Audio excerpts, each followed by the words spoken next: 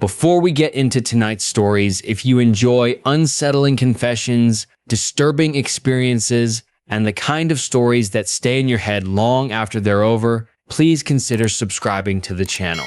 It really helps me continue making more videos like this. And if you make it to the end, leave a comment and let me know what you thought.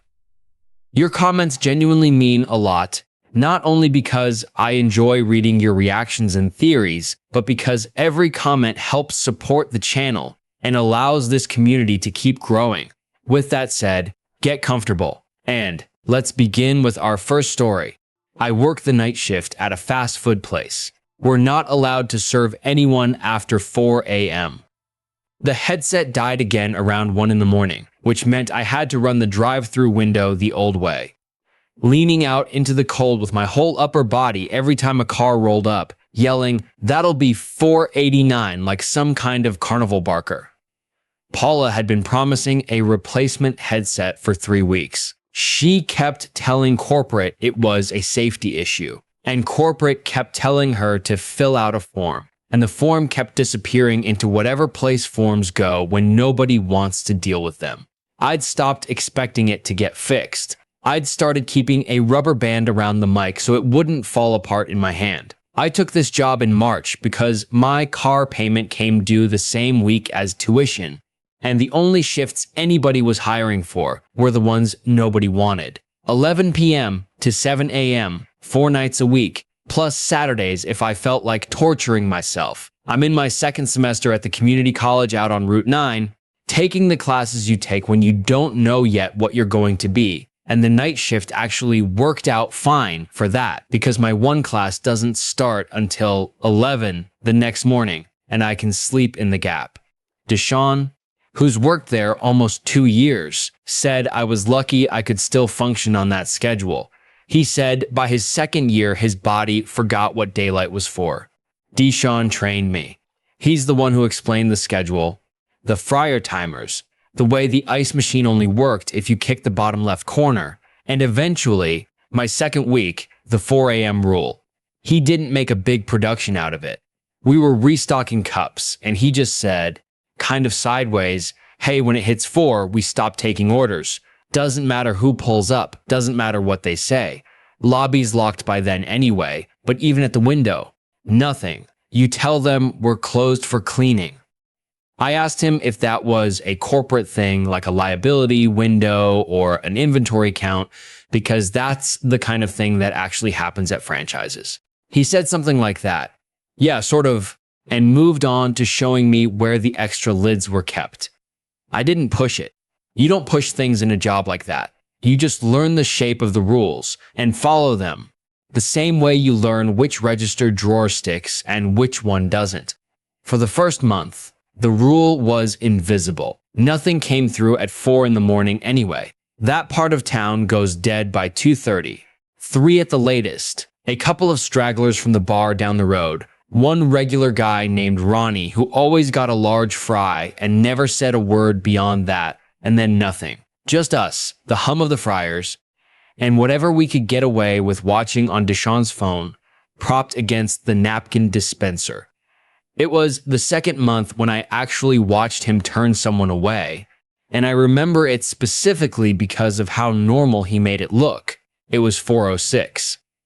I know that because I just glanced at the register clock out of habit, the way you do near the end of a long stretch, doing math about how many hours were left. A car pulled up to the order box, not fast, not aggressive, just a regular sedan, dark color, coasting in the way cars do when someone's tired and not paying full attention. Deshaun was already moving before the little bell even finished dinging. He walked to the window himself, even though it wasn't his turn on window duty, and he leaned his forearm on the frame like he was about to have a friendly conversation with a neighbor. "We're closed for cleaning," he said. Pleasant, almost bored. "Should be back up by 5. I couldn't hear what came back through the speaker. The headset was already flaking out by then, but I remember the car didn't argue. It just sat there a second and then pulled forward and left, taillights sliding off down the empty road. Deshaun came back to the fry station and picked up exactly where he'd left off, portioning fries into the warmer like nothing had happened. They didn't even try to argue, I said, mostly making conversation. They never do, he said. I laughed a little, because it seemed like a joke, the kind of deadpan thing Deshaun says a lot. He didn't laugh back. He just kept working, and I let it go, because my feet hurt, and I had 40 minutes left on my shift, and I wasn't in the mood to chase down a bit that clearly wasn't a bit. That's the thing about a rule like that. It doesn't announce itself as strange. It just sits in the schedule next to wipe down the soda nozzles every 2 hours and don't give free food to your friends. One more line item in a job that already has 40 of them, and your brain files it the same way. Corporate is weird. Corporate makes you do inventory counts at odd hours and mandates you say a scripted greeting you hate. This was just one more odd corporate thing, and I had bigger things to think about, like whether my financial aid was going to come through before rent was due. What actually made me start paying attention wasn't the rule itself. It was Ronnie. Ronnie was the large fries guy, the regular I mentioned, the one who never said more than his order. He came in most nights around 1:30, always alone, always paid in exact change, always sat in his car in the parking lot for 10 or 15 minutes eating before he drove off.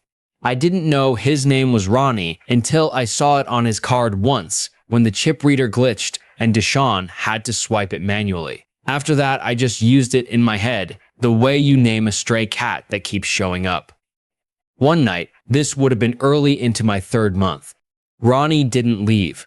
He usually pulled out of the lot by 2. This time his car was still sitting there at 3:40, headlights off, engine off as far as I could tell. I mentioned it to Deshaun while we were breaking down the dish station, more out of idle curiosity than concern. He looked up, actually walked over to the window to check, and something in his face changed in a way I hadn't seen from him before. Not fear exactly, more like a kind of tired dread, the expression of someone watching a problem arrive that they'd hoped wouldn't. "Is he asleep?" I asked. "Don't go out there," Deshaun said. Not sharp, just final, in a way that ended the conversation before I could ask why. He picked up his phone and texted someone, Paula, I found out later, and within 4 minutes, before I'd even really processed that something was happening, Paula's car pulled into the lot. She didn't come inside. She parked next to Ronnie's car, got out, and stood there talking through his window for almost 10 minutes. I couldn't hear any of it through the glass and the drone of the exhaust fans. Eventually, Ronnie's headlights came on, and his car pulled away, and Paula came in through the back and told us to finish closing like nothing unusual had happened at all. I asked Deshaun about it on R15 the following night, mostly because it had been bugging me all day between classes. He was quiet for a second, picking at the paper wrapper of his own burger, and then he said something I've turned over a lot since. You know how everybody's got a thing they're not supposed to do after a certain hour? Like, don't text your ex after midnight. Don't make big decisions after midnight. Whatever. It's like that but literal for this parking lot. Ronnie knows the rule. Everybody who's been coming here long enough knows the rule. Sometimes people forget it applies to them too, not just the window. "What happens if you don't leave?" I asked. He looked at me for a second, like he was deciding how much of an answer I actually wanted. "Nothing happens to you," he said.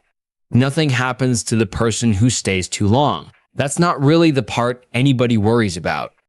I didn't understand what he meant by that, and something in the way he said it made me not want to ask him to clarify it right then. Under the buzzing lights of the break room, 40 minutes before 4 a.m., I let it sit. I told myself I'd ask him again some other night. Some night when it felt less like the wrong time to ask. I never got the chance to ask him in quite the same way again, because 2 weeks after that, Deshaun stopped showing up. Paula told us Deshaun had quit. She said it the way managers say things they've decided not to explain further, flat and final, standing by the schedule board while she posted the new shift assignments. "No notice," she said. Just texted her at 2 in the afternoon and said he wasn't coming back, didn't want his last check mailed, didn't want to talk about it. She said this like it happened all the time in fast food, which, to be fair, it kind of does. People vanish from these jobs constantly. Nobody thinks twice. I thought twice. Deshaun had been saving for a car repair. He'd told me about it 3 shifts before he disappeared. Doing that math out loud that people do when they're broke and trying to convince themselves a plan will work. If he picked up the Saturday double, if he skipped his cousin's birthday thing, he'd have enough by the 15th. That's not the kind of person who walks away from a paycheck for no reason, and he hadn't said goodbye. We weren't close, but we'd worked side by side 4 nights a week for months.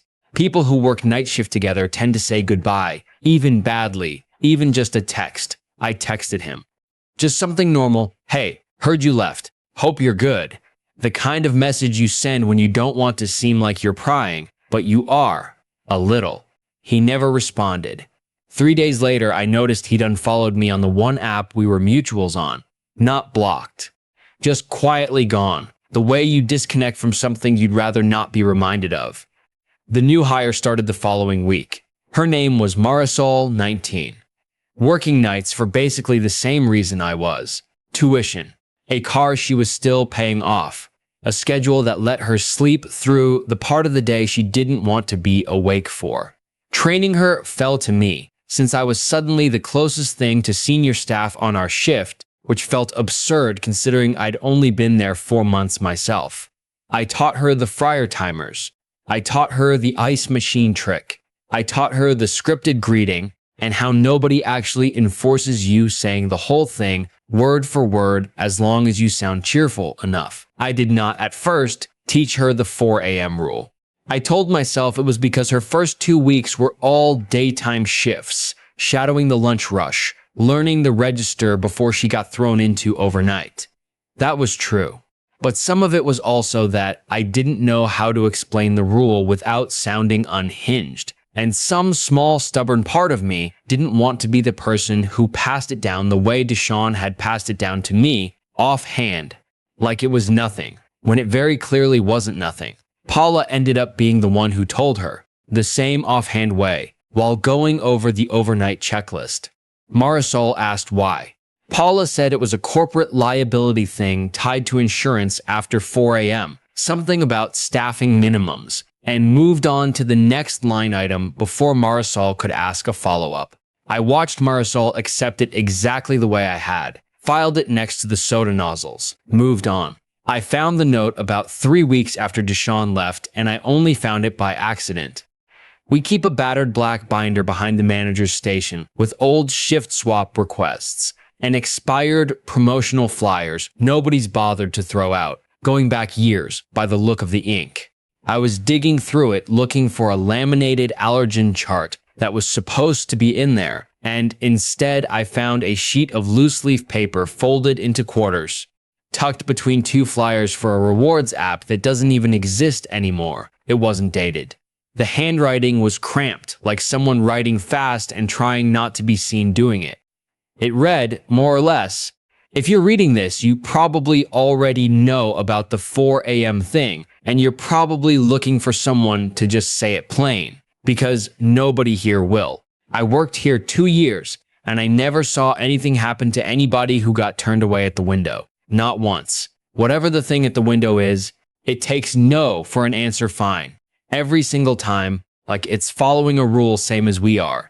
The only time it's ever gone bad, from what I was told and from one thing I saw myself, is when somebody says yes. Not even yes to something bad, just yes. Takes their order, hands them food. After that, they're not right after. It's not sudden. Takes a while. But it's not the same person who worked the register that night. I'm not going to write more than that because I don't want to know more than that.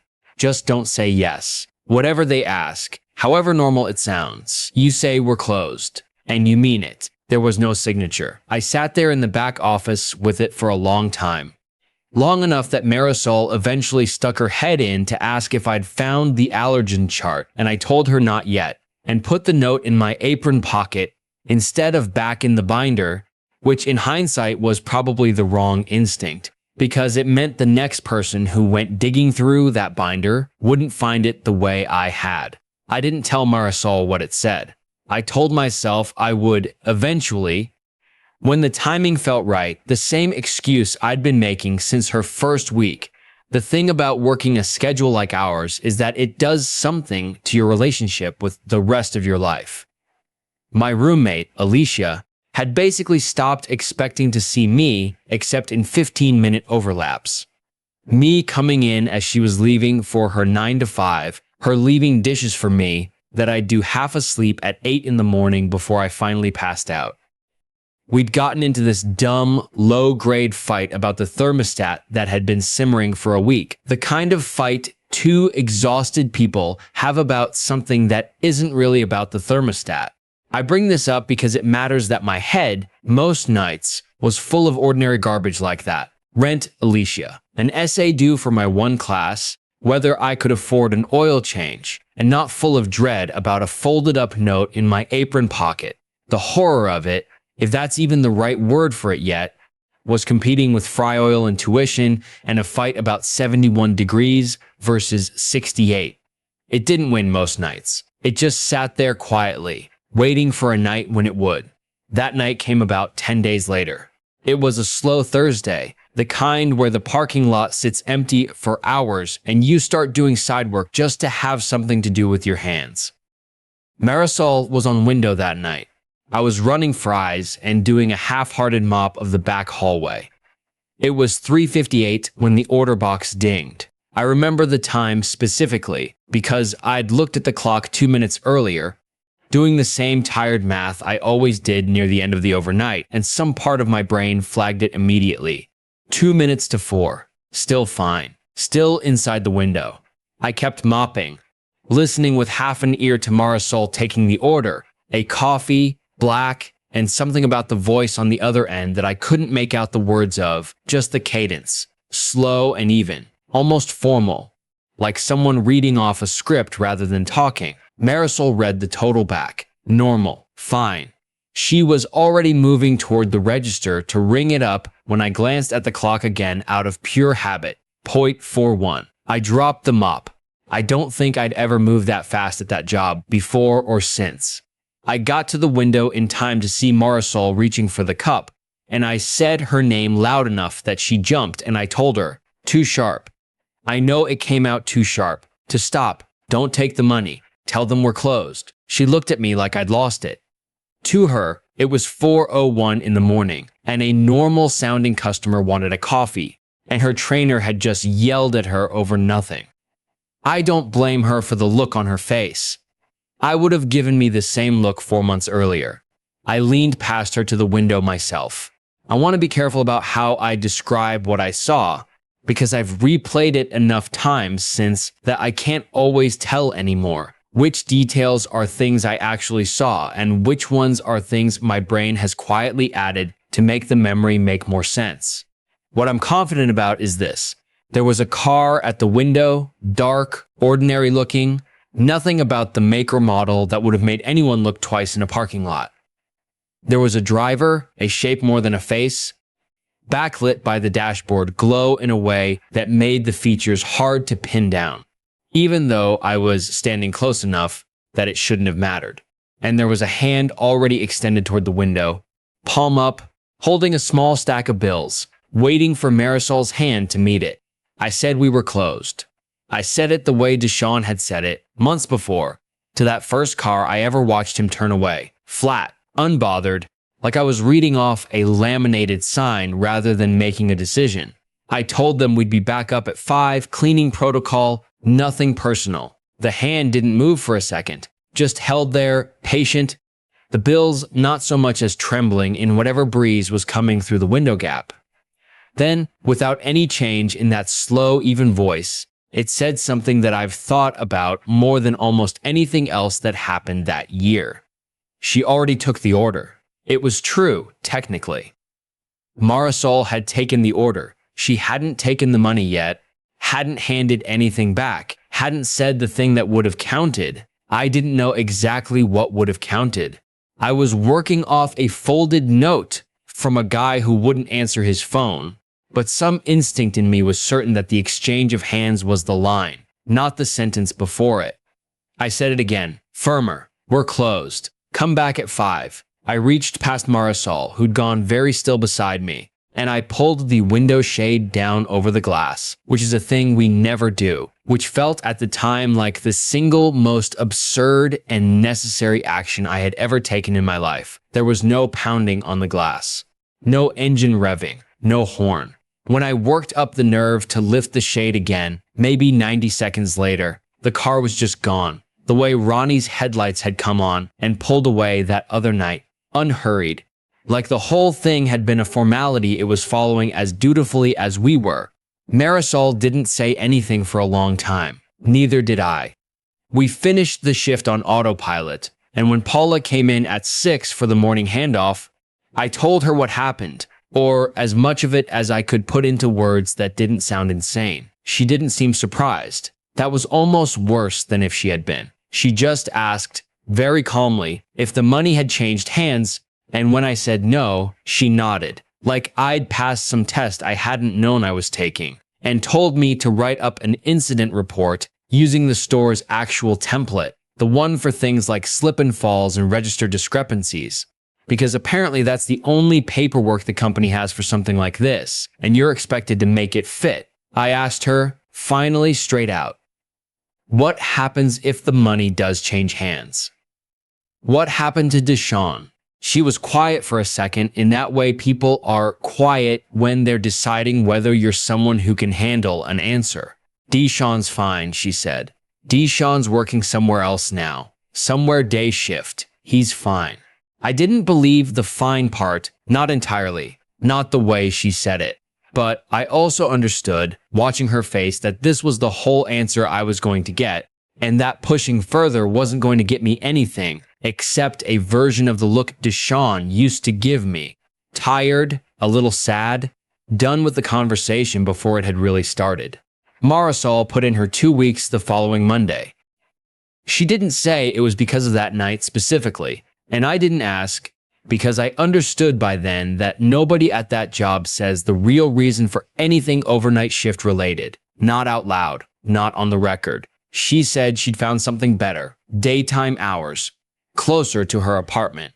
Maybe that's even true. I hope it's true. That left me as the senior person on our shift again, 4.5 months in, which is a strange kind of promotion to get. They hired someone new about 3 weeks ago. His name is Tyler, 20 years old, works nights because his classes are all in the afternoon. Same story as mine and Marisol's and probably Deshawn's before us. The same story I'd guess most people on that shift have if you dug into it. I trained him on the fryer timers. I showed him the ice machine trick. I taught him the greeting and told him nobody enforces the whole script. Last week, restocking cups, I told him about the 4 a.m. rule. I didn't tell him about the note in my apron. I didn't tell him about Ronnie sitting in his car past 3:40, or about the shape behind the wheel with a hand already extended before anyone had agreed to anything. I told it the way Deshawn told it to me, sideways, offhand, like one more line item in a job that already has 40 of them. When it hits 4, we stop taking orders. Doesn't matter who pulls up. Doesn't matter what they say. You tell them we're closed for cleaning. He asked if that was a corporate thing. I said something like that. Yeah, sort of. And I showed him where the extra lids were kept. And I didn't look at his face long enough to see whether he was satisfied with the answer. Because I already knew, the way Deshawn must have known with me, that he wasn't going to get a better one from anybody who still worked there. I've thought about writing my own note for that binder, in case Tyler ever goes digging through it the way I did. I haven't decided yet if that would be a kindness or just one more thing passed down the line to somebody who never asked to carry it. I still work there. I still watch the clock climb toward 4 every night I'm on shift. Still feel that small private relief when it ticks past without a car in the lot. Some nights nothing comes at all. Some nights, like tonight, something does. Right on schedule, patient and unhurried. And all I have to do, all any of us have ever had to do, is say the 2 words we're closed and mean them. and wait for the taillights to pull away into a road that, at that hour, always looks a little too empty to belong to the rest of the world. Story 2. My grandma can see ghosts. No one believes her except me. The first time I noticed it, I was 7, and I thought it was just one of the strange, specific rules my grandmother kept. The same category as never putting a hat on the bed or always leaving one light on downstairs overnight. We were at her house for Thanksgiving, and she set the table the way she always did, counting heads out loud as she went, and when she got to the end, she put down one extra plate, one extra fork, one extra glass at the empty chair by the window that nobody ever sat in. My mother asked her, lightly, the way you'd ask about any small habit, who the extra place was for. My grandmother said, for Walter, and kept folding napkins like she'd answered a question about the weather. My mother's jaw did a thing I'd come to recognize over the years, a tightening at the hinge that meant she'd decided not to say the next 4 things she wanted to say. My Uncle Ray laughed, not unkindly, and said something about Grandma and her imaginary friends, and the table moved on to talking about the parade. Walter, it turned out, over years of half-explanations and family gossip I pieced together slowly, was my grandfather. He'd died 11 years before I was born. As far as I understood it growing up, my grandmother had set a place for him at every holiday meal for over 3 decades, and the family had long since stopped commenting on it directly. The way you stop commenting on a scar someone's had so long, it's just part of their face. That would have been strange enough on its own. A widow's private ritual, sentimental and a little sad and none of anyone else's business. But Walter wasn't the only one. Over the years, I spent summers at her house, actual weeks at a time, once my parents realized how much easier their lives were with me somewhere else. I came to understand that my grandmother didn't just set a place for her dead husband once a year. She talked to people who weren't there constantly, easily, the way you'd talk to a neighbor over a fence. She'd pause in the middle of washing dishes and ask someone named Sal if he wanted the radio on. She'd tell a little girl, in a specific gentle voice she used for nobody else, to be careful on the porch steps because they were wet. There was never anyone on the porch steps. There was never a Sal in the kitchen that I could see. My mother's official position, stated in the careful, clinical way she'd started using around the time I turned 10, was that Grandma had some cognitive stuff going on and that we should be gentle about it and not encourage it. Ray's position, less careful, was that Grandma had always been a little out there, and this was just more of the same, harmless as long as she wasn't driving anymore. Nobody in my family, not once in all the years I can remember, asked my grandmother directly what she was actually seeing. They asked around her. They asked each other in the kitchen, in low voices, whether it was time to think about a facility. They never asked her. I asked her. I was maybe 9, sitting on her back step while she talked to the little girl she called Junebug, and I finally just said, out loud, "Who are you talking to, Grandma?" She didn't act surprised or embarrassed, or like I'd caught her doing something she needed to explain away. She just patted the step next to her and said, "Junebug, she likes to sit right about where you're sitting. You're not squishing her, are you?"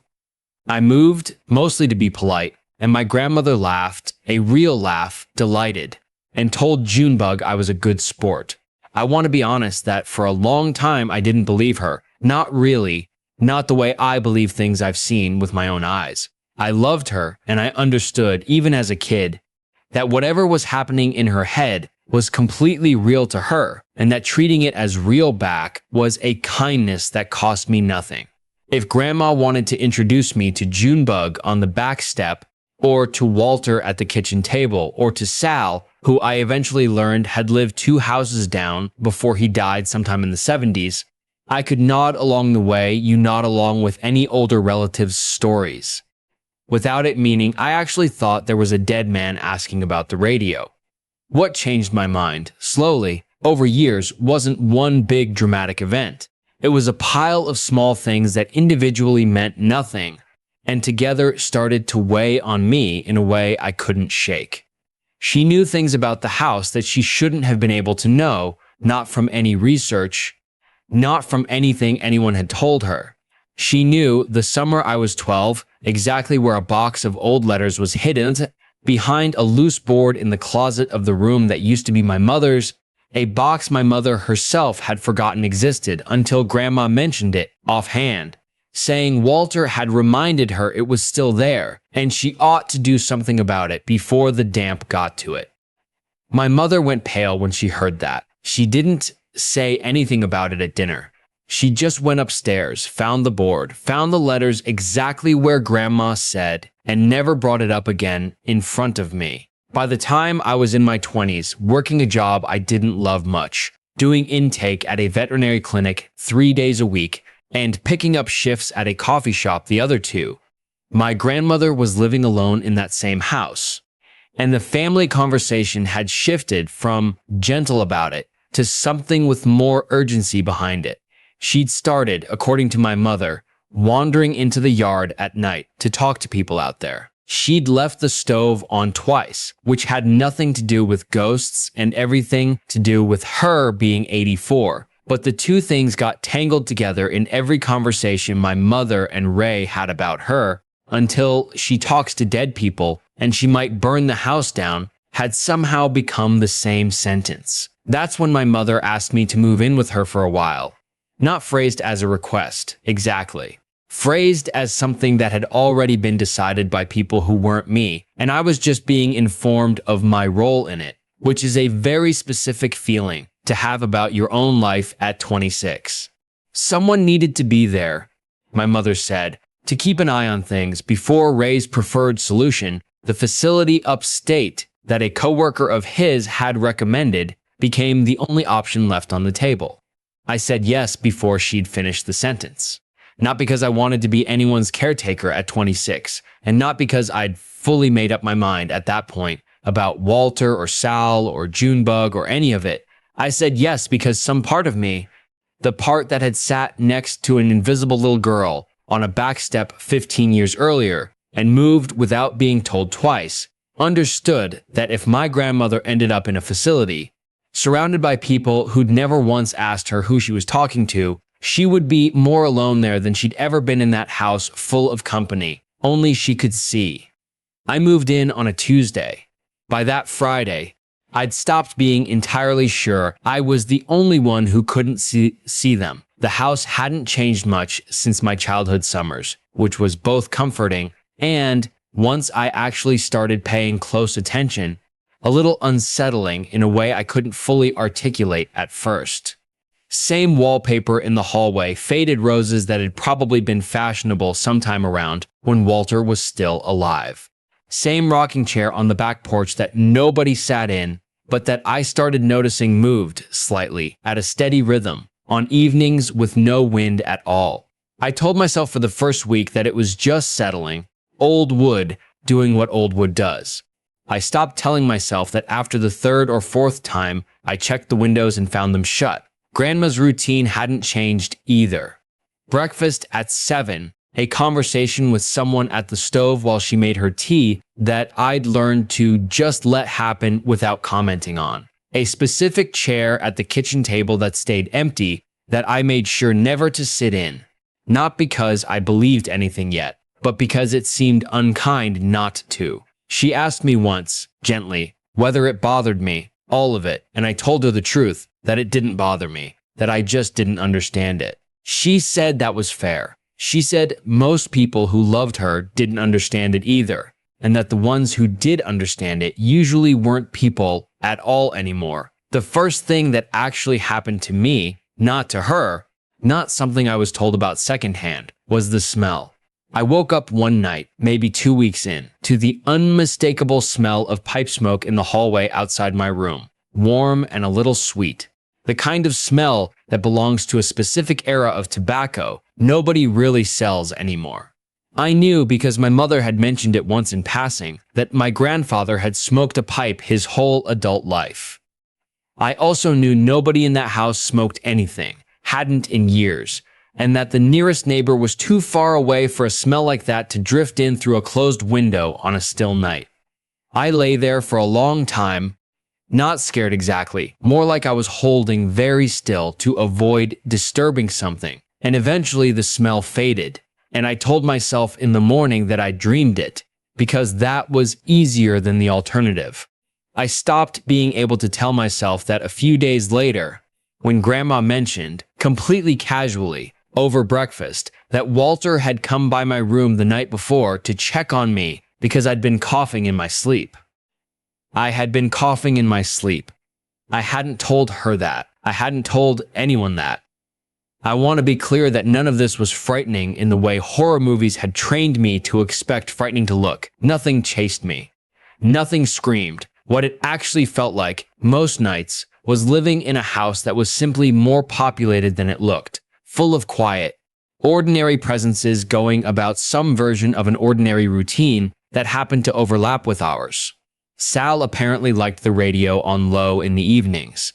Junebug liked the back step and, according to Grandma, had opinions about which flowers should go in the window boxes. Walter checked on people when they were sick. It was domestic. It was, in its own strange way, kind of sweet, and that unsettled me more than screaming would have, because sweet things aren't supposed to make the hair on your arms stand up, and these did anyway, every single time. Ray came by about a month into my staying there, ostensibly to see how Grandma was doing. Actually, I understood pretty quickly, to gather evidence for the facility conversation he wanted to have with my mother. He sat in the kitchen with his coffee, making small talk, watching Grandma with the specific careful attention people use when they're building a mental case file. She was fine that afternoon, sharp, funny, entirely herself, right up until she paused mid-sentence, looked toward the empty chair at the end of the table and said, "Not now, Walter. We've got company," in the exact tone she'd have used to tell an actual living person to wait their turn. Ray's face did something complicated. He looked at me like he expected me to share some kind of look with him, some acknowledgement that this was exactly the kind of thing he'd been talking about. I didn't give it to him.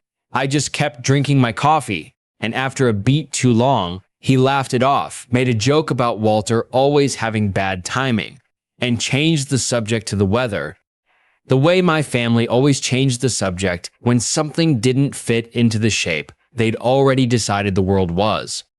He brought up the facility that night anyway. Once Grandma had gone to bed, standing in the kitchen with his voice pitched low the way people pitch their voices when they think they're being considerate instead of just avoiding an audience. He said it was getting worse. He said the stove incidents, the wandering, the talking, it was all adding up to something he didn't think I, at 26, with no medical background, should be solely responsible for managing. He wasn't wrong that I had no medical background.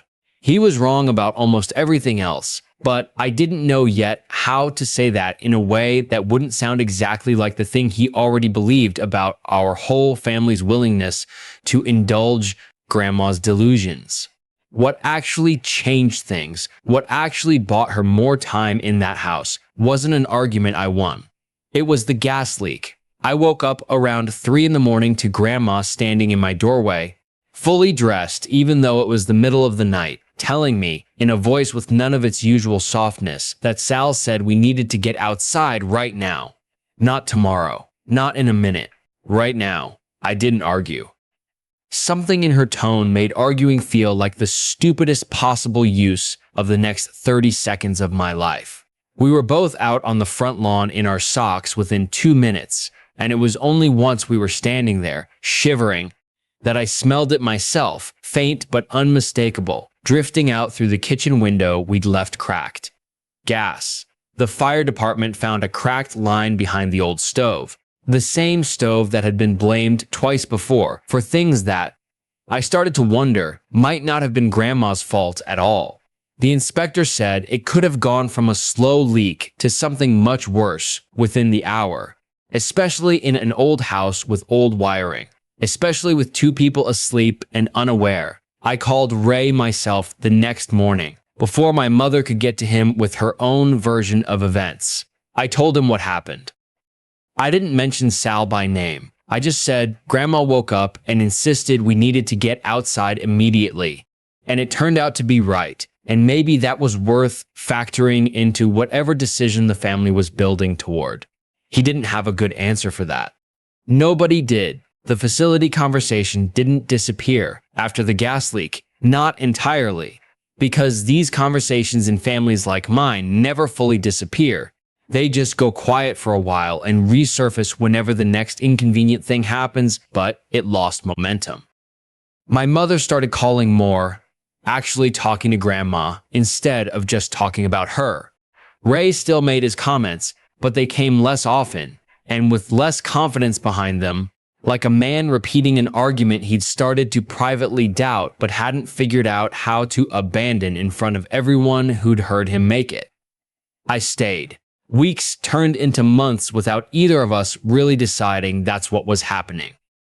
My shifts at the vet clinic and the coffee shop became something I did around the actual center of my life, which had quietly become that house, that kitchen, that empty chair I still never sat in, out of a respect that had stopped being performative sometime around the smell of pipe smoke in the hallway.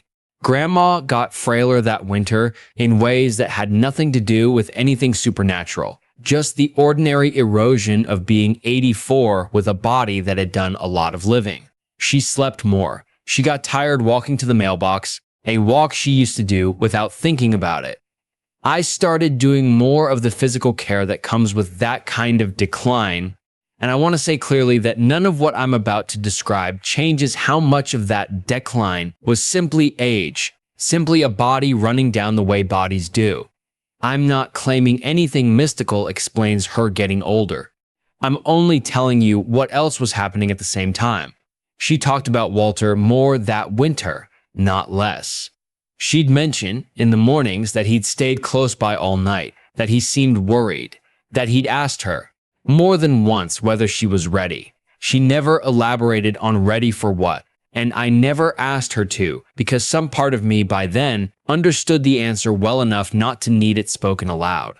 I asked her, one evening in February, sitting with her while she had her tea, whether it scared her, not Walter specifically, all of it. Being the only one for so many years who saw what she saw, believed by almost nobody, managed by a family that spoke about her condition more than they spoke to her about it. She thought about that for a while before she answered, which wasn't like her. She usually had an answer ready before you'd finish the question. Then she said that the scary part had never been the seeing. The scary part had been the years before I moved in, when there was nobody in the house who both loved her and believed her, when she had to choose every single day between being honest about her own life and being easy for everyone else to be around. She said I'd made that easier just by not making her choose. She died in March, in her sleep, in the house, which was what she'd always said she wanted, and which the rest of the family, in the aftermath, kept saying like it was a small mercy, that at least it had been peaceful, at least it had been at home. I sat with her for a long time before I called anyone, longer than I probably should have, and I want to tell you that in that hour I felt her leave, felt some shift in the room, some confirmation of everything she'd always described. I didn't. It was just a room and a body, and a silence that had nothing supernatural in it at all, just the ordinary, enormous silence of losing someone. What I haven't told my mother or Ray or anyone else in the family is what happened about 6 weeks after the funeral, when I was still living in the house, sorting through decades of her things because somebody had to, and I still hadn't been able to make myself do it before then. I was in the kitchen, at night, making tea the way she used to, and I heard very clearly the specific creak of the rocking chair on the back porch. At that same steady rhythm I'd stopped questioning months before. I went out onto the porch. Nobody was there, of course. The chair kept moving for a few more seconds before it settled, the way it does when a person has just stood up out of it, and then it was still. I didn't run. I didn't call anyone. I stood there in the cold for a minute, and then I did something I hadn't planned, something that surprised me even as I was doing it. I said, out loud, to nobody visible, that it was okay, that I understood, and that I'd take care of things from here. I still live in that house. I still set an extra place at Thanksgiving, at the same empty chair by the window. And when Ray asks, every year in the same half-joking tone his younger self used to use, who it's for, I just tell him it's for Walter, the same answer my grandmother gave for 30 years before me, and I watch his face do the same thing hers used to watch mine do. That small, unresolved flicker of a person deciding not to ask the next 4 questions they actually want to ask. I haven't told anyone that some evenings, usually around dusk, I catch something at the edge of the yard that isn't quite anything. A shape by the fence line that resolves into nothing at all if I look at it straight on. I haven't told anyone that I've started, without really deciding to, asking Junebug if she wants the window box flowers changed for spring the same way my grandmother used to. I don't know if I actually see them, or if I've just spent so many years learning to live gently alongside the idea of them that the line between the two has worn thin in a way that doesn't feel worth defending anymore. I know the chair still rocks some nights with no wind. I know I still don't sit in the chair by the window, and I know that if anyone in my family ever asks me directly, the way I once asked my grandmother on that back step, I'll give them the same answer she gave me, patient, unbothered, offering them a seat next to something they can't see and letting them decide for themselves whether to sit down. Story 3. I found 6 years of my dead mother's phone bills. Someone has been answering. My sister wanted to throw out the filing cabinet without going through it first. That was the fight, if you can call something that quiet a fight. Renee standing in Mom's kitchen with a roll of contractor bags, telling me there was no reason to keep 6 drawers of paperwork from a woman who'd been dead for 4 months. And me standing on the other side of the cabinet with my hand flat on the top drawer, like I was physically going to stop her from wheeling it out to the curb. We weren't yelling. We don't yell, either of us. We just get very calm and very stubborn, which according to my ex is somehow worse. I won, mostly because Renee had somewhere to be and I didn't. She left around 4 with a box of Mom's good dishes and a promise to come back Saturday to finish this. And I stayed behind in a house that still smelled like her hand cream, going through a filing cabinet that turned out to be exactly as boring as Renee had guessed it would be. Tax returns going back a decade. Warranty cards for appliances Mom hadn't owned in years. A folder labeled recipes that contained no recipes, just clippings from a gardening magazine she must have meant to file somewhere else. The bottom drawer was phone bills. Actual paper bills, itemized, the kind almost nobody keeps anymore, because everything's digital now. Except my mother distrusted digital everything and paid a small monthly fee, just so the company would keep mailing her a paper statement she could hole punch and file. There were years of them, rubber banded into blocks by year, going back further than I expected.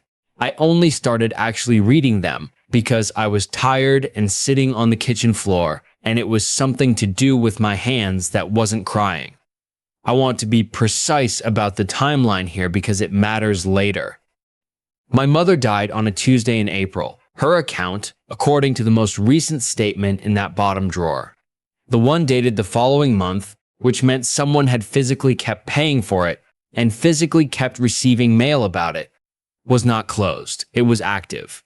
There were calls on it, outgoing and incoming, itemized by number and duration, the way these bills always break it down. Like the phone company assumes you want a forensic account of your own life. I did the math wrong the first time and had to redo it because I didn't want it to be true. But it was there in black and white, printed the same boring font as every bill before it. 4 calls in May, 6 in June.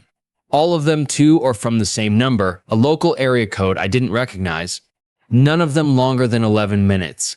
Most of them much shorter. My first thought, genuinely, was that it was a mistake, a billing error, an account that hadn't been transferred, some ghost line still running because nobody had called to cancel it.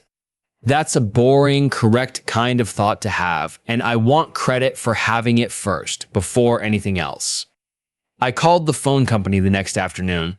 on my lunch break at the pharmacy where I work the register and count out other people's pills into little amber bottles. And I sat in my car in the parking lot with a sandwich I didn't eat and asked them to explain the charges. The woman on the line took a long time pulling up the account, longer than felt normal for an account lookup. When she came back, she had a strange, careful tone to her voice, the tone customer service reps get when they're reading off a script that doesn't quite cover the situation they're in. The account holder is deceased, she said. Not a question. She already knew. I can see that on file. I can process the cancellation for you today if you're the executor. I asked her about the calls, the ones after the date on file. She got quieter and said something about how sometimes accounts stay technically active during probate, how billing systems don't always sync with. She trailed off there, and I got the distinct impression she was choosing not to finish a sentence she'd started. The same way you stop yourself mid-step when you realize the stair isn't where you thought it was. I asked her directly, "Is someone using this number?" She said she wasn't able to disclose call content, only that the account showed activity, and that if I wanted, she could put a hold on it rather than a full cancellation, so I could review the statements before anything was finalized. I said yes to that before I'd even really decided to. I told myself it was, so I could show Renee the paper trail, prove there'd been a mistake, get it fixed properly, instead of just deleting the evidence of the mistake along with the account. That's not why I said yes. I said yes because some very quiet, very stupid part of my brain had already started doing the thing where it built a whole structure out of nothing. What if? What if? What if? And I needed the account to still exist so I could stand on top of that structure a little longer before it collapsed under me. I didn't call the number that night.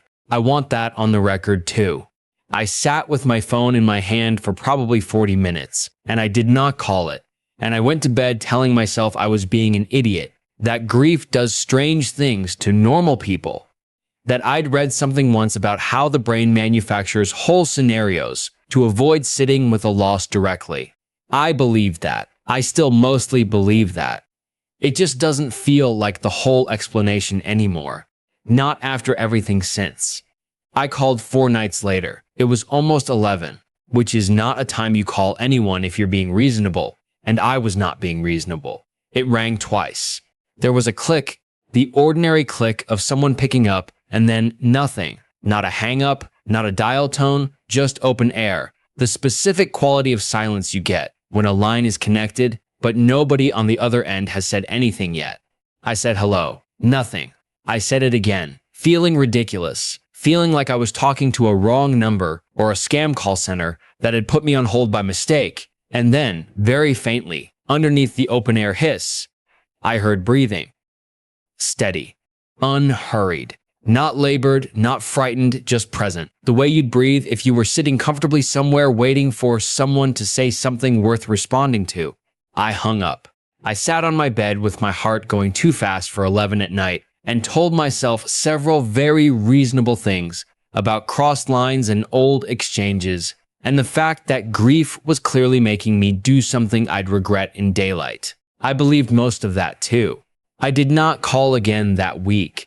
I told Priya about it on Thursday, mostly because I needed to say it out loud to someone who wasn't going to file it under "she's not coping," which is exactly how I knew Renee would file it if I brought it to her. Priya's known me since college. She's the kind of friend who takes things seriously first and gets skeptical second, which is the order I needed at the time. She asked to see the bill. I showed her a photo of it on my phone, the itemized calls circled in pen, and she went quiet in a way that wasn't dismissive. It was just thinking. "Call it while I'm there," she said. "Put it on speaker." I told her I would. I didn't, not that week. I kept finding reasons to put it off. Work, Renee wanting to schedule the estate sale, a dozen small obligations that were all real and also all, if I'm honest, convenient. It's easier to be scared of a thing in the abstract than to actually stand in a room and dial it with a witness present, because a witness makes it real in a way that sitting alone with your own doubt does not. The bill for that next month came at the start of June. Renee had by then started asking why I hadn't closed the account yet, and I'd started giving her vague answers about paperwork and probate holds that were technically true and completely evasive. The new bill had 11 calls on it. 11 from 4 the month before. Like whatever was happening on that line was gaining a kind of confidence. 2 of the calls that month weren't outgoing from the account at all. They were incoming. Calls made, according to the log, to my cell phone number. Calls I had no memory of receiving. I checked my own phone records first, assuming it was some kind of error on the itemized bill, a misattribution, wrong digits transposed by whatever system generates these things. My call log for those 2 dates showed nothing. No missed calls, no answered calls, nothing from that number, or any number I didn't recognize. Whatever had supposedly called me had either not actually rung through, or had rung through and been deleted from my own phone's memory in a way I had no explanation for. Or, and this is the option I liked least, the one I kept circling back to at 3 in the morning had connected in some way that didn't register the way a normal call would. I brought the second bill to Priya's apartment instead of telling her about it over text because some things need to be laid out on an actual table for another person to look at properly. She spread both bills side by side on her coffee table and went through them with a pen the way you'd check a receipt for an overcharge. Methodical, refusing to let it be spooky until she'd ruled out boring first. She couldn't find an error. Neither of us could. "Call it now," she said. "I'm right here." I did. I put it on speaker with my hand shaking slightly in a way I found embarrassing, like my body had decided to be more honest about the situation than I was willing to be out loud. It rang twice, same as before. The click, the open silence. And then, this time, before I could say anything, a voice. It wasn't dramatic. That's the part people don't believe when I tell this in person. They expect it to sound wrong, warped, movie static, and menace. It didn't. It sounded like an ordinary woman's voice. A little tired, mid-range, the kind of voice you'd hear answer a phone in any kitchen in the country. It said, "Hello?" with a small rising note at the end. Like she'd been expecting the phone not to ring, and was mildly surprised that it had. I couldn't say anything. Priya, next to me, had gone completely still, staring at the phone on the table between us, like it might do something else if she looked away. The voice said, "Hello?" Again, patient, unbothered. And then, after a pause just long enough to feel deliberate, "Is this a bad time?" I hung up. I don't remember deciding to hang up. My thumb just did it. The way your hand pulls back from a stove before your brain has finished processing that it's hot. Priya didn't say, it sounded like my mother. I want to be careful here, because I know how easy it would be to tell this story as if she confirmed something I needed confirmed. And that's not what happened. What she said, staring at the blank phone screen, was, "That didn't sound like a robocall," which is a much smaller claim, and also the only one either of us was willing to make out loud that night. I did not sleep well for the rest of that week. I kept the phone bill folded in my bag, which is a strange thing to do with a piece of paper. Carry it around like a talisman or a piece of evidence for a case nobody else believed was open. I went to work. I counted pills into bottles and typed insurance codes into a system that crashed twice that week for unrelated reasons. And in between customers, I kept thinking about that small rising hello. The way it hadn't sounded frightened or wrong in any way I could point to, which was somehow worse than if it had. Rini called me Saturday to finalize plans for the estate sale, and I finally told her about the account, though I left out the part where I'd called it twice and gotten an answer. I told her there was a billing error, some calls that shouldn't be there, that I wanted to sort it out properly before closing everything so we didn't get hit with unexpected charges. She said, not unkindly, that I'd been doing a lot of extra stuff with mom's things lately. The filing cabinet, the drawers, now this, and asked, gently, if I'd thought about talking to someone. I told her I was fine. I believed that when I said it, mostly. What I didn't tell Renee, because I hadn't fully admitted it to myself yet, was that I'd started thinking about calling the number again, on my own. without Priya there as a witness, without any pretense of investigating a billing error. I told myself it was because I wanted to hear if the voice said the same thing twice, some kind of control group logic, ruling out a recording versus a live line. That was the story I told myself. The actual pull was much less scientific than that. I wanted to hear it say hello again. I wanted, specifically, to be the one it was surprised to hear from. I called on a Tuesday night, alone, no witness, and told myself that was a coincidence of scheduling, and not a choice about not wanting anyone else to hear what happened next. It picked up on the first ring this time, which it hadn't done before. There was no silence first.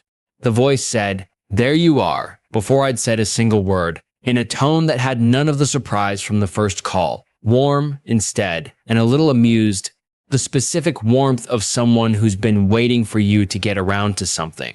I asked, because I had to, who this was. There was a pause. Not a long one, just long enough to register as a pause rather than an instant answer.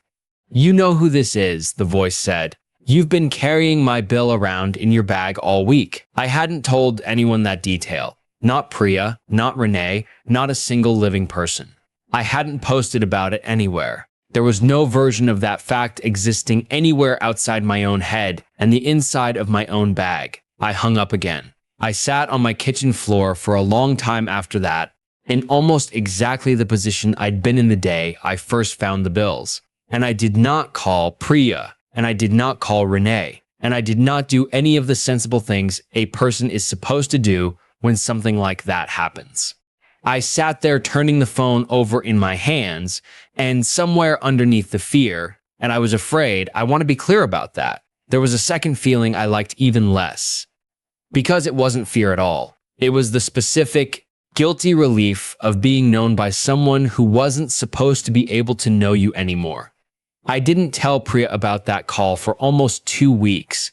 I told myself it was because I didn't want her to worry, which was true, but underneath that was something closer to not wanting her to talk me out of calling again, which I did twice more, both times alone. Both times late enough at night that I could tell myself afterward it hadn't quite counted. The way things done at 2 a.m. sometimes get filed under a different, less real category in your head than things done at a reasonable hour. The calls got easier to have and harder to explain. Neither of us, and I say us now without entirely meaning to, talked about how any of it was possible. It wasn't that kind of conversation. It was small things. She asked about work. She asked about Renee, whether we'd made up properly after the fight about the filing cabinet, a detail I definitely hadn't put in any bill or told any living person about in those words.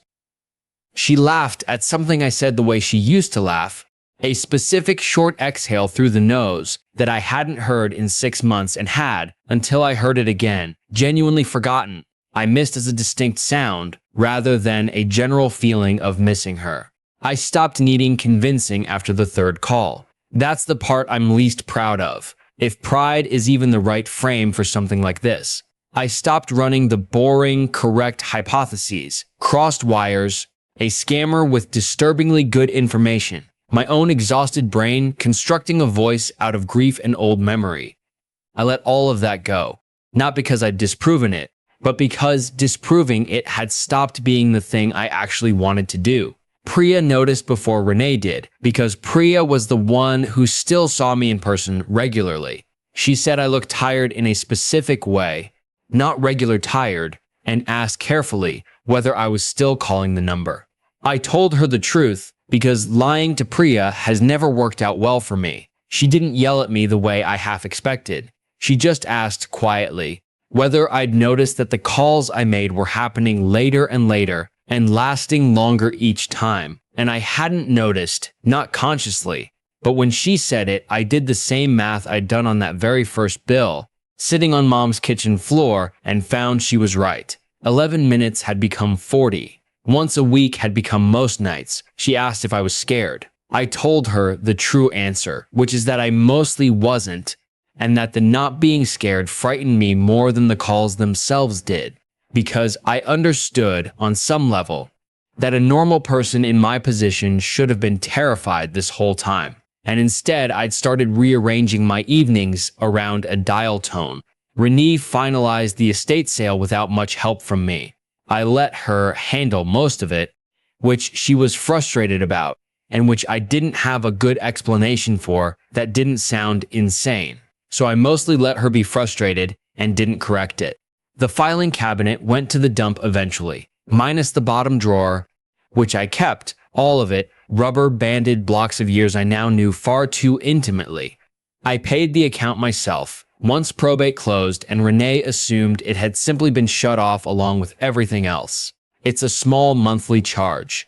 Nobody's ever asked me about it directly, and I've never brought it up. And I've gotten reasonably good at changing the subject when Renee mentions.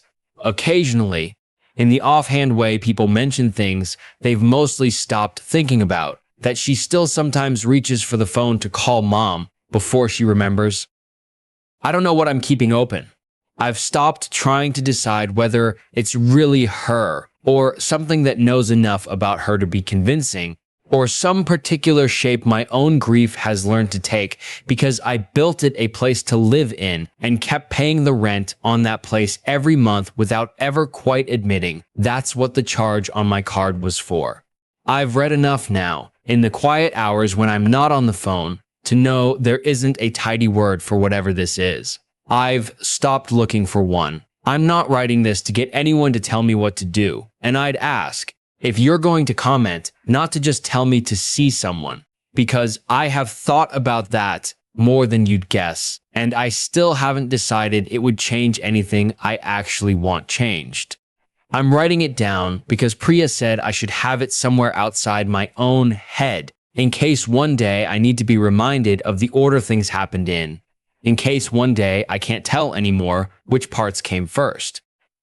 My phone is ringing right now. Actually, while I'm typing this, the specific ring I've set for that one contact, and it's 10:40 at night, which used to mean something to me and doesn't really anymore. I should probably finish this post properly, wrap it up the way you're supposed to wrap these things up. I have to go. She's waiting. Last story. I found out my girlfriend was practicing black magic. I wish I never looked under her bed. Mara and I had been together almost a year before I noticed the drawer. Not noticed exactly, since it had probably been there the whole time. Bottom drawer of the dresser in her bedroom, always shut, always with a little brass padlock through the handle that looked almost decorative until you actually tried the drawer above it and realized it opened just fine, which meant the lock wasn't for show. I asked about it once, early on, in the offhand way you ask about anything in a new partner's apartment that doesn't quite fit the rest of the room. She said it was old stuff from her mom, sentimental, nothing interesting, and something in the flatness of her voice told me the conversation was already over before I'd finished asking the question. I let it go. You let a lot of things go in the first year is the thing nobody tells you. You mistake it for trust. I work as an apprentice electrician, which means my hours are early, and my hands are usually cut up in some small way I've stopped noticing, and Mara does freelance graphic design out of her apartment, which meant our schedules overlapped in this comfortable, lopsided way where I'd come over most nights after work, and she'd already be 5 hours into a day I'd only just started catching up to. She had habits I found endearing before I found them anything else. She kept dried herbs in mason jars on the kitchen windowsill, rosemary, and something grayish I never identified, and she'd occasionally burn a little of something in a dish on the back porch, telling me it was for the bugs, or for the smell, or for nothing at all, just a thing she liked to do. She wrote things down on small strips of paper sometimes, after a bad day, folded them into tight little squares, and burned those too. She said it helped her let go of things. I thought that was a nice, slightly quirky habit. A lot of people journal. She just journaled in ash. My roommate Diego was the first person I mentioned any of it to. Months before I had any real reason to think it was more than quirky. We were watching something forgettable on his laptop, and I brought up, mostly as a funny aside, the padlocked drawer and the burning paper thing, expecting him to laugh it off the way I had. He didn't laugh. He just asked, in a tone more serious than the conversation had been up to that point, whether she'd ever asked me for anything of mine. Hair, he said. Nail clippings. Something like that. I told him that was an insane question, and he shrugged and said his aunt back in the Dominican Republic used to talk about that stuff like it was as normal as checking the weather, and that normal didn't mean fake. I told him he'd been watching too many of the shows we were currently watching too many of. We moved on. I didn't think about it again for a long time, or at least I told myself I didn't. The first thing that actually stuck with me happened around month 9, with a guy named Curtis who worked with Mara on a shared freelance project, some branding job for a local business that had gone badly enough that she came home furious 3 nights in a row, describing in detail how Curtis had taken credit for her concepts in a client meeting and thrown her under the bus when the client pushed back on a deadline. She was angrier than I'd ever seen her, quiet angry, the kind that doesn't yell but goes very still and precise instead. She spent one of those nights on the back porch longer than usual, and I remember the smell that drifted in through the window being different from her usual bug-repellent burning. Sharper, almost bitter, and I remember not asking about it because she'd made it clear all week she didn't want to talk about Curtis anymore. Curtis lost his freelance contract with that same client 2 weeks later, and then separately, in what the small industry gossip mill Mara was plugged into described as an unrelated event, broke his wrist in a bike accident that put him out of commission for a project he badly needed. Mara mentioned both things to me in the same conversation, almost cheerfully, and I remember laughing along with her, calling it karma, the way you do when something bad happens to someone who deserved it a little. I didn't think anything else of it.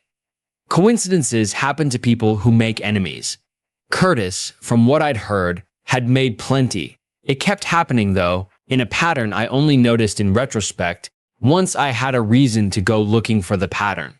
A friend of hers who'd slept with her ex during a rough patch in their relationship, years before I was in the picture, developed a health scare that Mara referenced once briefly, with a kind of grim satisfaction she didn't bother hiding from me. A landlord who'd tried to keep her security deposit had his car towed from his own reserved spot 3 separate times in a single month, a detail she found so funny she brought it up at dinner with my parents, of all people, as a story about petty landlord karma. Every single time, there was a real, mundane explanation available if you wanted one. Curtis rode his bike recklessly. Health scares happen to people regardless of who slept with whose ex. Tow trucks patrol reserved spots for a living. I wanted the mundane explanation every single time, and every single time I took it, because the alternative required me to look directly at a woman I was falling in love with and wonder what she was actually capable of. What changed wasn't one dramatic event. It was a Tuesday in October, ordinary in every way up until the last 20 minutes of it. Mara had gone out to run an errand she said would take an hour, needed to grab something from her mother's storage unit across town. And I was alone in her apartment doing the kind of aimless waiting you do in someone else's space, flipping through a magazine, half watching something on my phone.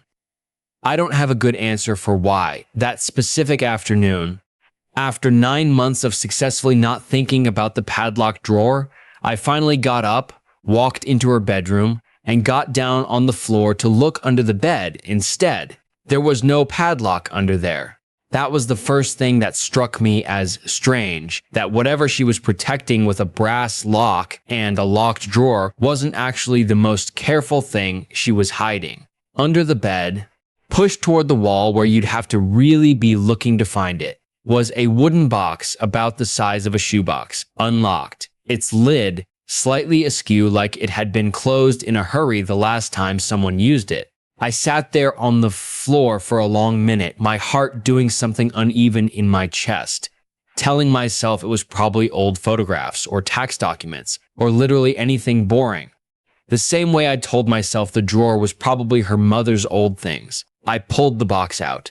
I lifted the lid. The smell hit me before anything else did. That same sharp, bitter herb smell from the night she'd talked about Curtis, stronger now, layered with something like old wax and something else I didn't have a name for. Inside, arranged with a kind of deliberate care that made my stomach drop before my eyes had even fully processed what I was looking at, were small cloth bundles tied with red thread, a scatter of what looked like fingernail clippings. I very badly did not want to think too hard about. Several stubs of candles burned down to nothing, and, near the bottom, a small leather-bound book, its cover worn soft at the corners from handling. I heard her key in the front door exactly as I was reaching for the book, and I remember the very specific, very cold feeling of realizing I had maybe 40 seconds to decide what to do with what I was holding. I put the box back exactly the way I'd found it, or as close to exactly as I could manage with my hands shaking, and I was sitting on the edge of the bed, pretending to look at my phone by the time Mara walked in with a bag from her mother's storage unit, talking about traffic on the interstate like nothing in the world had happened in the last hour, which, as far as she knew, it hadn't. I didn't say anything that night. I want to be honest about that, because it's the part I've turned over the most since. I had the chance to just ask her, directly, the way I should have asked about the drawer 9 months earlier. And instead, I said nothing, made an excuse about needing to be up early, and went home to my own apartment with my mind running in circles that didn't stop for days. I told Diego almost everything, minus the specific detail about the fingernail clippings, which felt too strange to say out loud even to him. He didn't laugh this time either. He got very quiet, the particular quiet of someone deciding how worried to let themselves look in front of you, and asked whether I'd read anything in the book. I told him I hadn't had time, that her key had turned in the lock before I could open it past the first page. He said, carefully, that if I was thinking about going back for a longer look, I should think hard about whether I actually wanted to know what was in there. Because some things, once you've read them, don't let you go back to not knowing. I went back anyway. The following week, on another afternoon, she'd told me she'd be out for at least 2 hours at a client meeting across town. I gave myself a hard stop of 45 minutes and told myself I'd stick to it no matter what I found. The book was organized by name. That was the thing that undid me before I'd even gotten past the first several pages. More than any specific entry, just the calm, orderly structure of it.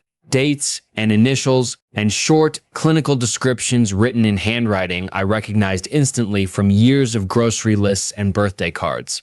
Curtis's initials appeared twice, with dates that lined up almost exactly with the lost contract and the bike accident, each entry describing, in language that read more like a recipe than a curse, some combination of herbs and objects and an intention written out in full sentences, phrases like, let his work be seen for what it is, and let his balance fail him as he failed her. The landlord's initials appeared once, with a shorter, almost playful entry about small inconveniences repeated until he learns. I flipped further back, past entries I didn't have names to attach to, years of them by the look of the earliest pages. Someone's handwriting from what must have been her teenage years slowly settling into the handwriting I knew. And then, about 2/3 of the way through, dated almost exactly to the week Mara and I had started seeing each other, I found my own initials. I sat on the floor of her bedroom for a long time with that page open in front of me, past my 45-minute limit, past any reasonable amount of time to still be there. The entry was different from the others in tone. Not angry, not punitive, nothing like what she'd written for Curtis or the landlord. It described, in the same clinical handwriting, a working meant to draw someone close, to keep his attention from wandering, to make him stay even through the ordinary friction any relationship runs into. Phrases like, let him not notice the reasons to leave, and let his doubts stay small and quiet. There was a lock of hair taped into the margin, dark, close to my own color, though I told myself hair color alone proved nothing. I don't fully remember leaving the apartment that day. I remember driving back to my own place with my hands too tight on the wheel, running through 9 months of my own memory, like I was auditing it for the first time. Every small argument I'd let go of faster than felt natural. Every doubt about the relationship that had arrived and then, inexplicably, quietly dissolved before I'd done anything to resolve it. I'd chalked all of that up to being in love, to growing as a couple, to the ordinary work of making a relationship function. Sitting in my car outside my own building, I couldn't tell anymore which parts of that had actually been mine. I didn't confront her right away. I know how that sounds, knowing what I knew by then, but understand that the version of me sitting in that car wasn't operating from a place of clear thinking. Part of what I felt, even with the book's ink still fresh in my memory, was a pullback toward her that I couldn't fully separate from ordinary love, which was, I realized, with a specific kind of horror, exactly the point of whatever she'd written in that margin. If it had worked even a little, I had no reliable way left to tell the difference between missing her and being made to. I reached out to her older sister instead, a woman named Callista who Mara had described to me early on as someone she wasn't close to anymore. Some falling out years back that neither of them talked about in detail. I found her through a mutual connection online and asked, as carefully and as vaguely as I could manage, whether she'd be willing to talk to me about Mara. She agreed faster than I expected, and when we met at a diner 2 towns over, the first thing she said, before I'd explained anything about the box or the book, was that she'd wondered how long it would take before someone came asking. Callista told me things in a careful, measured way that made it clear. She'd rehearsed this conversation in her head more than once over the years, for a version of me or someone like me. She said their mother had taught both of them, and that Mara had taken to it in a way Callista had kept at it long after Callista walked away from all of it in her 20s. She said she couldn't tell me for certain whether anything in that book actually worked the way it was written to, that she'd spent years going back and forth on how much of it was real and how much was just their mother's old superstition dressed up in candle wax. But she said one thing that I haven't been able to stop hearing since, delivered flatly, without drama, like a fact she'd made peace with a long time ago. She believes it works, Callista said. That's the part that matters for you. It doesn't really matter what's actually true. It matters what she thinks she's allowed to do to the people she doesn't want to lose. I confronted Mara 3 days after meeting Callista in her apartment, with the box between us on the coffee table where I'd set it down deliberately, wanting her to see it there before either of us said a word. She didn't deny anything. That was almost the worst part. How little effort she put into denial. Like some part of her had been waiting a long time for someone to finally sit her down and ask. She told me the entries for Curtis and the landlord without much hesitation, said it flatly. The way Callista had described their mother's whole approach to it, no shame in her voice. If anything, a kind of tired satisfaction, like she was glad to finally stop pretending those things had been coincidence. When I asked about my own page, about the hair, about the phrase, "Let his doubts stay small and quiet," something in her face changed for the first time in the whole conversation. Not guilt, exactly. Something closer to fear. The specific fear of someone watching a thing they'd built carefully over a year come apart in front of them because they'd never planned for the person it was built around to actually find the blueprint. She said she loved me. She said the working, her word for it, hadn't created anything that wasn't already there, had only smoothed the edges of what I already felt, kept me from letting small things become big things. The way small things sometimes do in every relationship. She said it like that made it better instead of infinitely worse. And I remember standing there, this pull towards staying and reassuring her, fighting against everything I now understood about where that pull might actually be coming from. And I remember making a decision in that moment to trust the version of myself that had read that book alone in her bedroom over the version of myself standing in her living room being asked to forgive her. I left that night, I want to tell you it was clean, dramatic, decisive, the kind of exit that closes a door firmly behind it. It wasn't. My car wouldn't start in her apartment complex's parking lot, battery apparently dead despite having driven it there without issue an hour earlier. And I had to call Diego at 11 at night to come get me, while Mara stood in her doorway, not saying anything, just watching. In a way, I couldn't stop thinking about the entire ride home. I told myself it was a coincidence. I've told myself that about a lot of things since, and I've gotten less and less convinced every time.